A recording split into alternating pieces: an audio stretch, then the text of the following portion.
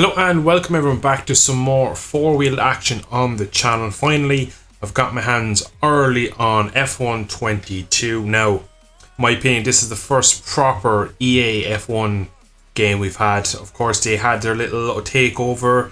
We're now seeing it. It's had a massive EA feel to it now in the opening menus and stuff. Everything just feels a bit more EA.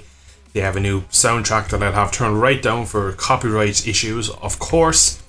But so far, I've yet to touch a car. I've made some small tweaks. I also have a brand new Fanatec McLaren GT3 wheel sitting right in front of me. So apologies throughout the video, and especially on track if you're clicking. That's me changing gears. I have a load cell brake pedal. Again, I'll get into this in another video, but I'm having some issues with it, so I'm going to have to basically play around with it. So my setup isn't complete perfectly yet. There's cables everywhere. It's a mess. I have a part on the way for the CSL brake pedal that will be shortly here tomorrow. But I do plan more than likely, well, definitely a single player career mode and a two player career mode. Now it depends on who I can get for the second one. Of course, I did it with Biker Gaming Reese last year. We had a great time, and I would like to do it again with him this year, but we will see if we can get there. It's a bit down to him at the moment. He just doesn't have enough time at the moment, which is completely understandable, but we will look to do that. But for now, in today's first play, I'm going to jump into time trial. F1 22 cars, of course. They still have Mercedes first ahead of, I suppose they are the what would you say, constructors, even though they're not really good this year, but we won't say anything. Who will I drive as? Like AlphaTauri, Williams, Haas, and then that's your generic My Team career car. So we are going to go, screw it, McLaren wheel in the McLaren F1 car. It was made to be now the track. Saudi Arabia's track. I'm going to have to learn for career mode because I do not know it at all. Imola. Oh, I love Imola. Oh, I'm absolutely in love with Imola on bikes. I've played it on last year's game. It was really quick and really was one of those ones you were probably penalised for being on a controller. Now I've everything whacked up to ultra on the on my PC, so it should look pretty amazing. So looking forward to this.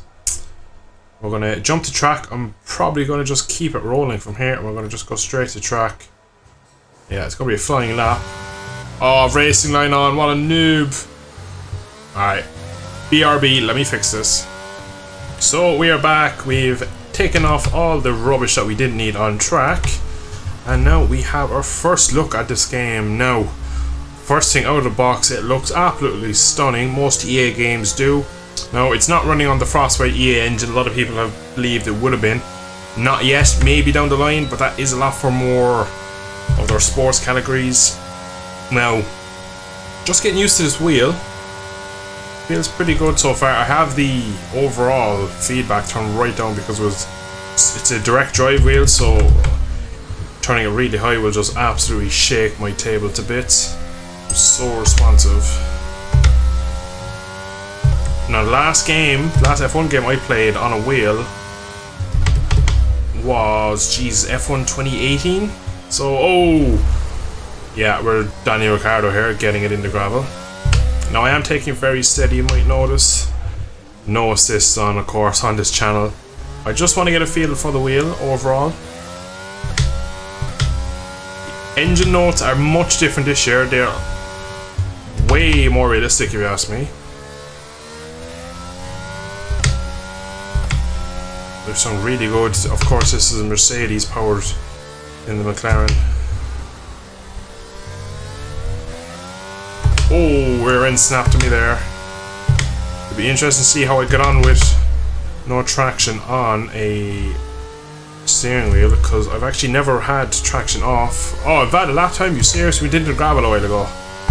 And that's the invalid lap time. So I'm going to take a few laps to get up to speed with it. It's braking that I'm really struggling with. Again, because if you know the base CSL pedals are not the best, but I had the load cell for braking, but this has 1 mil of travel, so I had to order a set of rubber spring kind of buffer things to improve the travel, which will overall increase the pressure and all that. So For now, we are struggling quite a bit. Oh, and that's our first spin. I was asking for that, taking so much inside curb there. Couple of them sausages, I call them. The Brits call them sleeping policemen. But that car got pulled so fast to the left there. So far, I am really liking this. The new cars feel different. Now, again, I've done a lap and a half. It's quite hard to put my finger on why.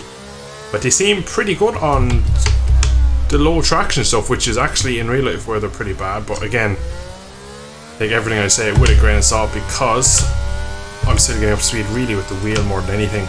I played a bit of Forza with it and it feels good on that, but that's a game where you don't have much aero, so you can't really abuse the cars as much. I've always wanted to have a good Fanatec wheel. This is the first time I managed to get my hands on one. It cost me a lot of money, this wheel. And I'm really interested in making content, but not just on Formula 1, but going forward maybe some even iRacing, a bit of rally. Currently I have the GT3 McLaren wheel on a CSL direct drive, the 9Nm ones I think it is. Obviously I've told you 100 times what my pedals are so far. See, I find it so hard to get off the pedals trail braking. It's a bit of a weird one, so I'm kind of braking early, so I need to just be more reactive with my left foot. My right foot feels pretty normal. What is the 12 button? I'm going to say this one? No, I don't know what I just did. No, that's wrong. So again, it's going to take me a long time to learn off what buttons are make and do what. Try and get a good lap in. Show them I'm actually somewhat capable of driving a Formula 1 car at some speed. Even though I'm not really. Not currently. We actually took the exact same line shooter. Oh, this is such a steep learning curve for me, but I love it. I can really see myself sinking many hours into this, getting right up to speed. Now, I don't think I'll ever get as fast on these games as I am on the MotoGP games and GP bikes and stuff, but I still get a great sense of enjoyment out of these games. I have the feedback probably a touch low, but the feedback is so precise. It's high and aggressive on the curbs. The small bit of wheel spin, you can feel it through just the whole rig and through the wheel. It is something I've never felt a direct drive wheel so good. And yeah, I highly recommend one for my couple of hours of playtime so far, compared to before I had the Trustmaster 458 Italia, whatever one that is. I don't know the actual model, but it was the wheel that was out of the 458. The pedals were shit. The wheel was pretty decent, but it was a belt-driven wheel, which is always just a bit average. Again, I really need to learn what number 12 is. Oh, I completely forgot about Mark Pretzley being this Elvis. I am a big fan of him. I actually have his book, right, and I've yet to read it. Maybe now he's my engineer. Get away with your track limits. I'm a motocross, so I take the track limits to the absolute limits. Alright, we need to be a bit slower through here, so I'm going to shed off more speed on entry. Open up the second part. Maybe not use too much curb. Well, this is better. We've made it to half a lap without absolutely looping it. These cars feel so nice to drive. Now we're getting somewhere. This is where it's been. I'd love to know how fast we can go through here. Down the brake, down 3 gears. Gear too high there. Oh, we're end. So they are snappy when you start to push. Oh. I'm concentrating so much that you get this car around is brilliant. I like being a noob again, it's actually great fun.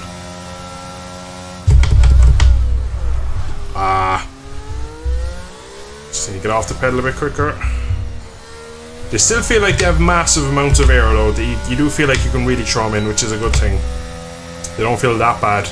I was fearing that they would be, shall we say, a bit lethargic to drive. Like in real life, I remember watching the first few races and they looked so bad to drive. But overall, so far, they look pretty decent, I must say, in real life. And the game, if you can't tell by my voice, it is so fun to play.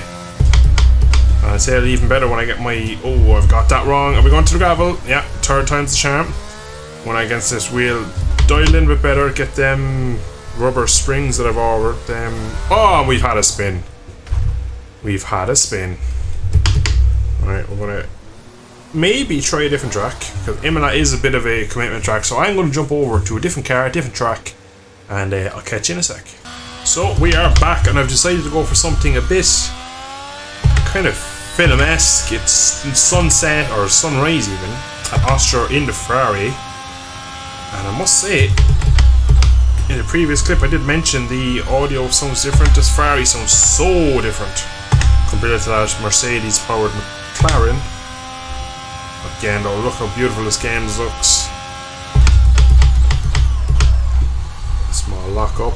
Oh my god, an idle car sounds so much different.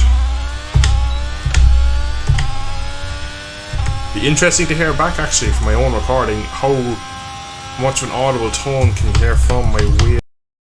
Is there any actual pickup? Geez, the lock up there made me into a bit of a corner cutter. One of my favourite tracks on the F1 game, this, because it's just so short and fast.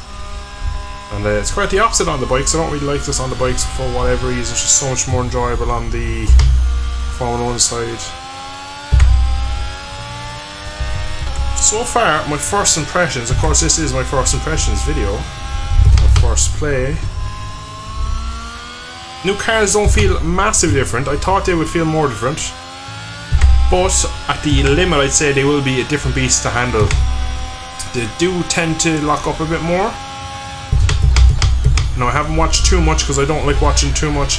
Oh yeah, you get beats on the curbs, I forgot about that. But I didn't watch too much because I did want this to be a genuine first impressions of my impressions, not actually like, oh, this is what so and so said and I agree.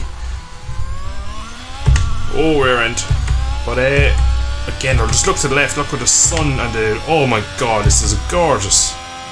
I was hitting about 100 FPS at the moment. I just need to release the brake pedal a touch earlier, need to get into the habit. Again, it's been years since I've used a wheel regularly, so there's lots of little habits I need to get out of and lots of things I need to start doing, so this is much easier to drive this car along this track. Sounds so different. Force feedback from this wheel is absolutely incredible. Oh, I can't wait to do co-op career mode, my own career mode, online racing, league racing, the whole shebang. It's funny what a good wheel can do for you. I need to really learn what number 12 is. I'm losing DRS everywhere. 108.8, probably 5 seconds off what they could actually do. Oh, we've spun. We just parked it here. And I'm going to leave the video for there because we've parked it nice next to a lovely Iveco truck, I believe. A pickup truck, recovery truck. Exactly where we'll end up, on the back of a recovery truck. Now, I hope you are excited to see more F1 content on the channel. Last year I did dabble with it. It did go down quite well. I got some decent views compared to the other stuff, so it will be something I will look to integrate into the channel. Now, of course, everyone, the long-term viewers, we won't be missing the bike action. There's still going to be more GP, there's going to be the podcast, there's going to be everything as normal. This will just be integrated in as a extra series, extra content. But again, let me know if you did pick up F1 in the coming days, what you think of it, what you're more excited for. And yeah, I hope you have enjoyed my first look at F1 22. I shall catch you in the next video.